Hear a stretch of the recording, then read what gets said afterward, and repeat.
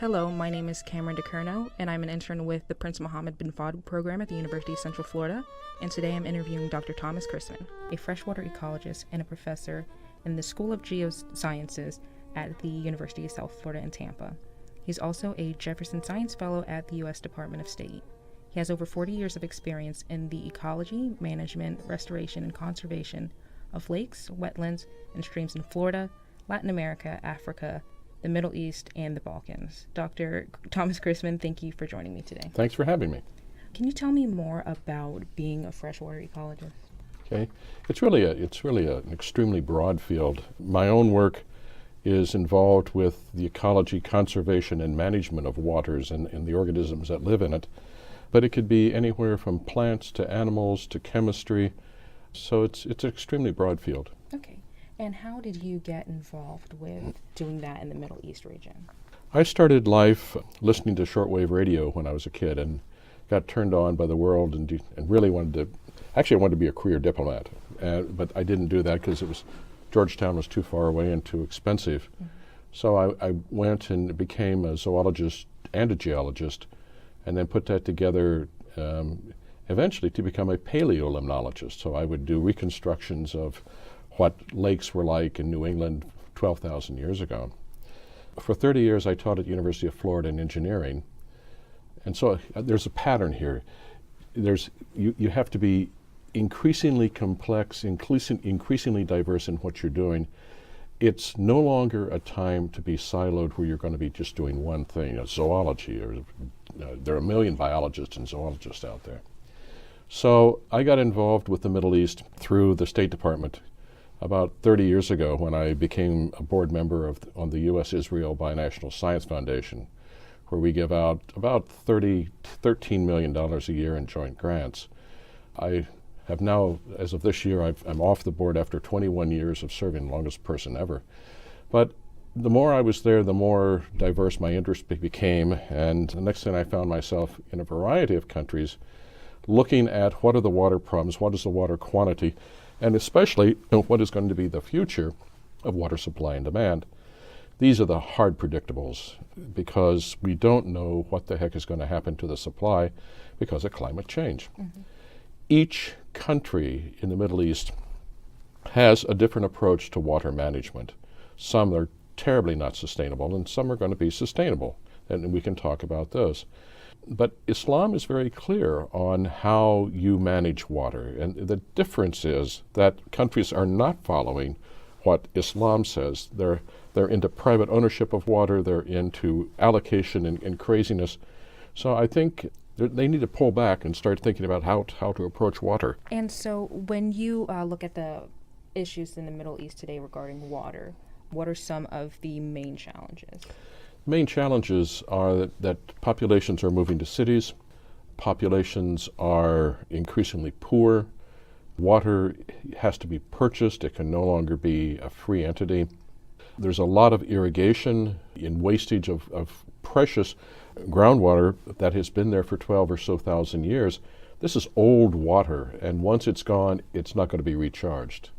Unlike Florida, where we have so much rain and so much recharge of our springs, in the Middle East you don't. So it is not looking upon water as a commodity, not looking upon water as a finite resource that you have to deal with, and in turn not being able to adaptive management because you don't know what the heck's going to happen with the climate.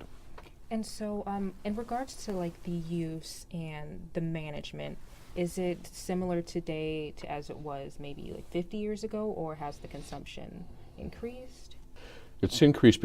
Consumption's increased because of population. Mm-hmm. You increase the population, but many of the traditional usages are still there. The wastage of water is phenomenal. Mm-hmm. We have completed a study of all the springs of Saudi Arabia, and majority of those springs, which were critical for caravans and for local populations, a majority of those springs have dried. And a lot of that is directly related to the complete pumping of the aquifer so that they're losing all of their groundwater. So there's water wastage and an inability to change the ways on how you think of water For example, in Jordan, they take it very personally that if you cannot raise your own wheat, you're a very vulnerable nation because you can't make your own bread. So they irrigate wheat, which is in this part of the world not feasible. And so what are some of the ways in which water can be recycled? You can take the technology approach. Just because I taught in a college of engineering, my approach was to design with nature. So we use wetlands. The city of Orlando has a wetland right here. They have a number of wetlands, but there's one right here near the campus called Orlando Wilderness Park, which recycles as a final step the wastewater from this part of the area of Orlando, and it's a huge nature park. In turn, you can produce an area that can be for passive recreation. You can have it for product development, which we're just now getting into that on a global basis. How can you produce products from the wetland? In Jordan, there is a place called Azraq. It's an oasis that dried completely. It was the water supply for the city of Amman. And now they're restoring it, and they're raising tilapia. They're trying to raise other kinds of products that nature, if you design with nature, wastewater becomes a valuable resource because it's full of nitrogen and phosphorus, all the things that animals and plants need for growth. So much of the wastewater throughout the Middle East is not being recycled. Right. I saw figures up to 80% of it isn't being recycled. How would recycling that water alleviate some of the water scarcity problems? Attempt to Florida, to the United States in general, as an example. The city of Los Angeles is using recycled water as a major component of their drinking water supply now. The city of Tampa is looking at recycled wastewater where as part of, right now we're using it for irrigation of lawns, but we're also looking at it as becoming a source of water for our city. The thing about Florida cities, they're not built on rivers. Northern cities are all built on rivers where they had a water supply. Here you stick a city somewhere where you have a minimum water supply. Recycling in the Middle East is going to be a critical factor both for drinking water and to stop the negative balance of water that populations have. Okay. And we briefly touched on it earlier, but what effect has urbanization and population growth throughout the Middle Eastern region had on the scarcity of water? Well, there are a number of examples. Cairo is one where the poor people living in cemeteries or wherever they're living do not have access to good drinking water. That supply is now threatened by a large dam that's being built in Ethiopia that will block the Blue Nile and reduce the flow of water to Egypt. Egypt's right on the margin right now of having sufficient amount of water. Water supply is one of the main components of the Yemeni war, where the first thing that the Houthi did was to take control of all of the water recharge areas, water where in the mountains you're going to have water from the monsoons, and that's the whole water for the year. So if you control the water, you control the whole population. So this is a major problem, not only in water supply, but then in Yemen, they also have municipal wells that were used for drinking water for the city of Sana'a.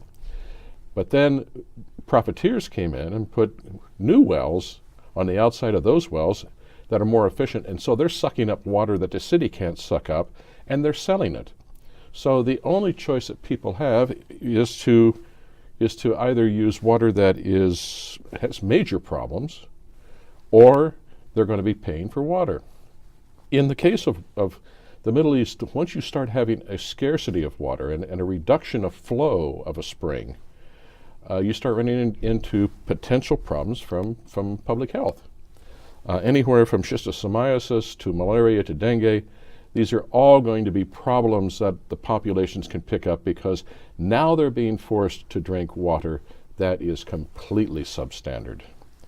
A number of years ago, we're ready to start a project in Gaza, which this is a prime example of how water reuse can work.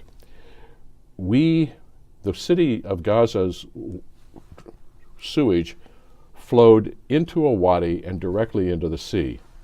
The currents along the coast pick up that water and take it north towards Israel, but the people of Gaza were fishing in those same waters, so you had a chance of kind of a circular disease cycle of water causing disease and coming back in fish. So what we proposed was to take that raw water, don't even treat it, plant papyrus, which is a woody plant. You plant the papyrus grows on the sewage, and then you harvest the papyrus and use it to make something like plywood, which in turn can be used for refugees. I mean, this is the ultimate reuse of water. You've got to find ways to produce products. A number of companies have been very good. CocaCola has been extremely good at using water, treating water, and trying to give back to populations in every country where they make Coke. Okay. And then, so you briefly mentioned war earlier. So some MENA states, they share freshwater resources. So how does conflict in the region affect the availability of water for the citizens? Classic example is Israel, Jordan, and Palestine, where every drop is accounted for. The water from the Jordan River is so controlled that very little of it ever gets to the Dead Sea, if any. That water is used for irrigation, it's used for population, but now you exert on top of that political control where the Palestinians are not provided access to any water without the permission of the Israelis. So this is, to me, the biggest thorn in the side of a peace possibility for the Middle East is how to come up with equal rights for water for populations and usage. But there's only a finite amount of water because we're going through climate change and it's changing. It's getting drier and drier. So more people, increasing demand and less water. It's a vicious cycle. But the other place where we're getting into transboundary issues with water is between, of all places, Afghanistan and Iran. In eastern Iran, there is a lake that is fed by water from a dam in Helmand province. And if they don't get the water, the lake will dry up. And so the water supply is getting less and less coming across the border, and that lake is totally drying up. And in that part of it's desert, total desert, and it's going to be a major problem for the population in that area. No water. So going back to your work with the Department of State, Mm-hmm. What exactly is the scope of a Jefferson Science Fellow? Jefferson Science Fellow, it's been operative for around 11, 12 years now. And they're roughly a class of 10 to 13 people a year who are scientists selected by state in the National Academy of Sciences to bring science into the State Department for developing policy. You know, I was always under the naive impression that policy was objectively based, and it was based on facts. That's not the case. It's mostly seat of your pants and how do you feel and political control. So Jefferson Science Fellows were placed in all kinds of things. I was in the Office of Water and Conservation, where I was an advisor on issues from the U.S. position on where to build dams, how to build dams throughout the world, to give our policy to the World Bank, to looking at religion and its importance in water management. It was a valuable experience, and I'm sorry it ended, but they were only for 1 year. What role do you think the United States plays in helping to alleviate some of the water security problems in the region? And if we are taking action, is that sustainable? I think we're in a state of flux currently in how we're approaching these kind of issues. You can look at the current situation and say we have X amount of people, Y amount of water, and how do you allocate that and how do you treat it? Most approaches that have been done in the Middle East have been engineered approaches. And anytime that you do that, you're running into a lifetime for that project. This is why I favor going to the natural treatment options, because a wetland lives forever. and you maintain it by developing a product from that wastewater, so it feeds back. But those are few and far between. I don't see that we are able to accept the idea of adaptive management. Adaptive management says you build something, and then at intervals of time you go back and say, is it still working? How do I need to tweak it for maximum efficiency? And that's true for reservoirs, it's true for any kind of an operation. But adaptive management accepts the idea that conditions are not stable. Therefore, one has to accept that we're going through some kind of climatic instability. Climate instability can be interannual, 1 year to the next, or it can be long-term. We have those cycles. As a paleolimnologist, we had cycles of a few thousand years. But then you have those that the signal is directly related to human activity. And how in the heck do you separate the importance of human activities from natural cycles? And that's where the debate has started, and I think it got off track. So countries like Morocco are making progress in water management. In your opinion, have any countries made a sustainable model for water management, or where do you think some progress can be made? The Turkey has probably the most detailed data on water management. They've had a highly efficient, and they've built a number of dams. They also have been hoarding water for themselves and keeping that water from getting down to Syria and Iraq. That in turn led to the Marsh Arab problems in Iraq. So countries hoard water. So Turkey knows a lot about water. Each country is an individual in how they approach water. There is no single model that will work for all of them. We find that we're looking right now at 3 countries along a gradient of water usage. One is Oman, which has lots of water because it's hit by the monsoons, and it has a relatively low population, and it looks like that's going to be the good model. In the middle is Saudi Arabia. Saudi Arabia, most of their surface water is gone, most of their groundwater is gone. Doesn't matter because they have enough money to be able to desal seawater, and pump it wherever they want to. That's oil economy based. That there's a finite amount of time that they can do that. They got a huge population. So that's kind of the teetering, the balanced country. And finally, at the other end, you have Jordan, which has been hit by, over the years, Palestinian refugees and now Syrian refugees. The Syrian refugees are moving into one of the driest parts of the country.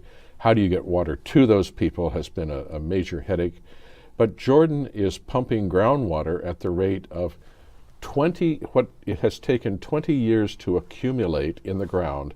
They're pumping out every year. I mean, you don't have to be a brain surgeon to realize that they're pumping more water than they can use. So it's totally unsustainable. In the case of Jordan, the solution that has been proposed is called the Red Dead Canal, a Red Dead pipeline, where you allow water to flow from the Red Sea down to the Dead Sea. You desal it, and then you pump it up 1,000 to 2,000 meters to Amman. You have an ever-ready supply of water, but it's very expensive. And then, so would you say that more countries in the Middle East are in Jordan's position, or closer to Saudi Arabia's position? Most of the countries in the Middle East are in Jordan's position. The UN regularly publishes water deficit countries, and almost every one of them is a negative water balance for water. Now, what's interesting in this country, in Tampa, we've worked closely with Central Command of the U.S. military. And Central Command, with them, we've developed the idea that if you don't have social stability, you don't have political stability, and you have wars. And the wars that we're seeing in the Middle East are often around a resource, Yemen, water. And this is, we must find a way to give people stable, secure water to have social security, which will then have economic security, which will have health security. And we operate within something called the Nexus. And the Nexus is an interlinking of agriculture, water, and energy. And when you put those together, now you have a good package. But the reality is you'll never get policy developed unless you also put in economics and health. So we're now incorporating those because a healthy population, an economically secure population, will have more respect for their resources, and we have to help them see a positive example. You don't teach people, you show people. Mm-hmm. You show them examples where water management can work. And one of the best places in the world to show that is Florida, where we have some of the best water management in the world.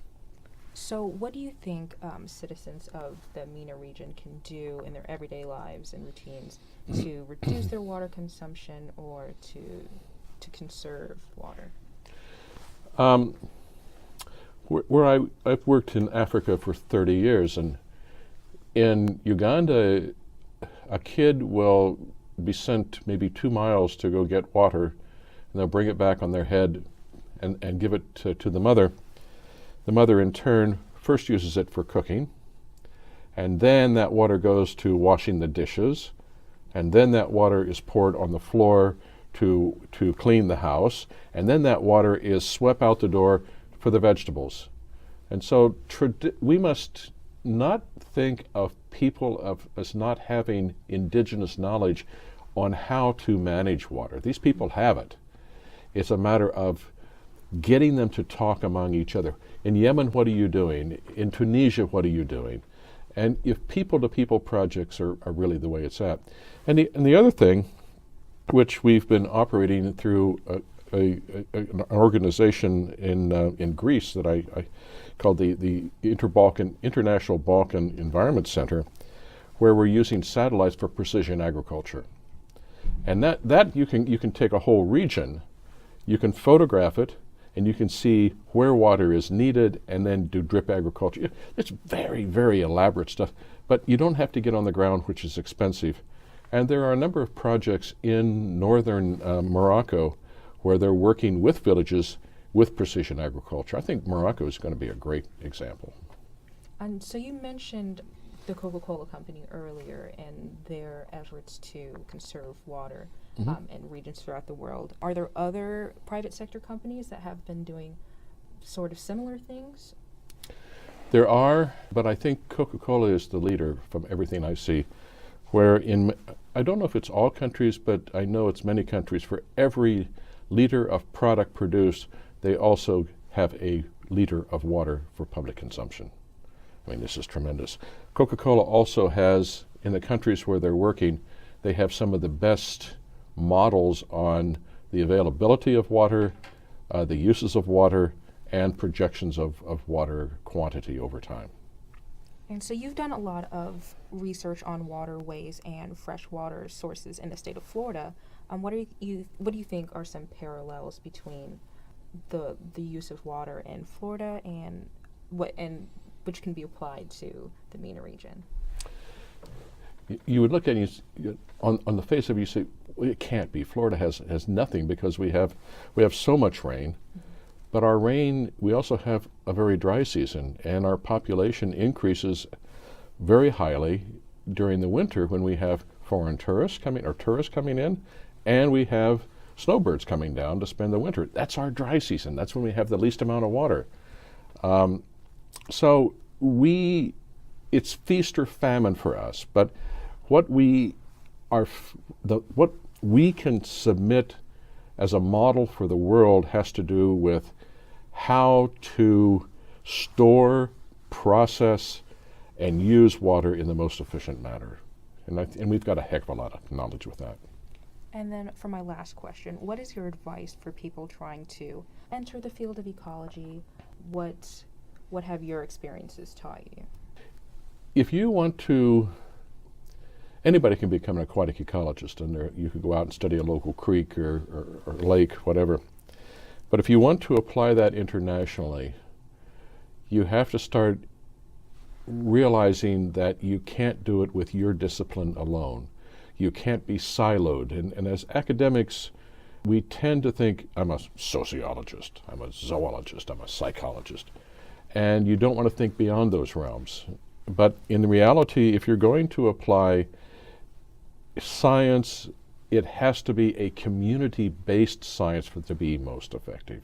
You have to be able to involve the local people, get them to believe in what you're doing, and you have to find ways to get the message out to the people. How do you do that? Well, in the old days, you'd send somebody from the Peace Corps, and this kid would go out and try to get people to accept that. In reality, you have to look for a local model. And I have increasingly been working in Greece, for example. We've been working with the Greek Orthodox Church, because every village has a priest, and the priest can begin to get the knowledge of how to manage the environment to the people. They're doing it in women's health. They've been doing it in Macedonia for a long time. So they're getting that knowledge out of getting women to come in for female examinations free. So that is the control. So without getting a religious message, you have to work with a variety of community leaders, and those leaders, in this case, are many times religious leaders. Thank you for joining me today, Dr. Crisman. I'm very happy to be here.